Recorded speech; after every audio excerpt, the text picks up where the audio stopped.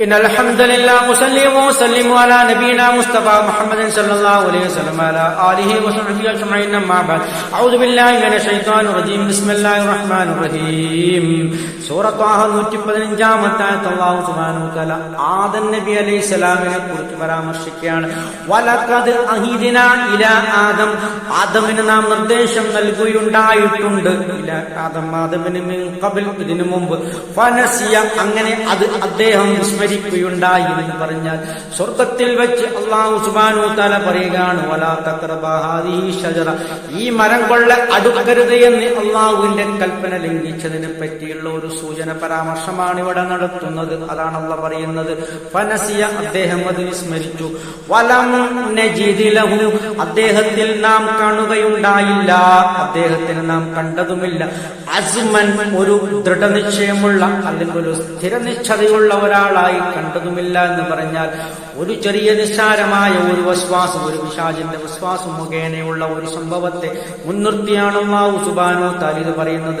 ആദം നബി അലൈഹിസ്സലാമിന്റെ കഥ, ചരിത്രം നിരന്തരം ഖുർആനിൽ ആവർത്തിച്ച് പല സ്ഥലത്തും നമുക്ക് അല്ലാഹു സുബ്ഹാനഹു വ തആല ഉദ്ബോധനം നടത്തിക്കൊണ്ടേയിരിക്കുന്നു. അതിന്റെയൊക്കെ പൊരുൾ അതിൽ നിന്നും നമുക്ക് മനസ്സിലാക്കാം. പക്ഷെ ആദം നബി അലൈഹിസ്സലാമാണ് ഈ ലോകത്ത് മനുഷ്യകുലത്തിന്റെ പിതാവ്. ആദം നബി അലൈഹിസ്സലാമിന് ഒരുപാട് പ്രത്യേകതകളുണ്ട്. അള്ളാഹു നേരിട്ടവന്റെ കൈകൊണ്ട് നേരിട്ട് തന്നെ സൃഷ്ടിച്ചതാണ് ആദം നബി അലൈഹിസ്സലാമിന്. അത് മാത്രമല്ല, ഒരുപാട് വസ്തുക്കളുടെ പേരുകൾ അല്ലാഹു സുബ്ഹാനഹു വ തആല ആദം നബി അലൈഹിസ്സലാമിനെ പഠിപ്പിച്ചു കൊടുത്തു.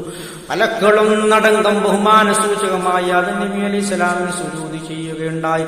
എങ്ങനെയൊക്കെ അതിവിശിഷ്ടമായ ഒരു പ്രവാചക വരേണ്യനാണ് ആദം നബി അലൈഹിസ്സലാം. എല്ലാവരുടെയും പിതാവാണ്, സകല മനുഷ്യകുലത്തിന്റെയും പിതാവാണ് ആദം നബി അലൈഹിസ്സലാം. അങ്ങനെയുള്ള ആദം നബിയെ പരാമർശിച്ചുകൊണ്ട് ആദം നബിയിൽ നിന്നും പലതും നമുക്ക് പഠിക്കാനുണ്ട്, ഉൾക്കൊള്ളാനുണ്ട് എന്നുള്ള ഒരു സന്ദേശമാണ് നമുക്ക് നൽകുന്നത്. അമ്പിയാക്കൾ ഒരിക്കലും തെറ്റ് ചെയ്യുമെന്നോ അല്ലെങ്കിൽ ദുർമാർഗത്തിൽ അകപ്പെടുമോ എന്നുള്ള വിശ്വാസം നാം വെച്ചു പുലർത്താൻ പാടില്ല.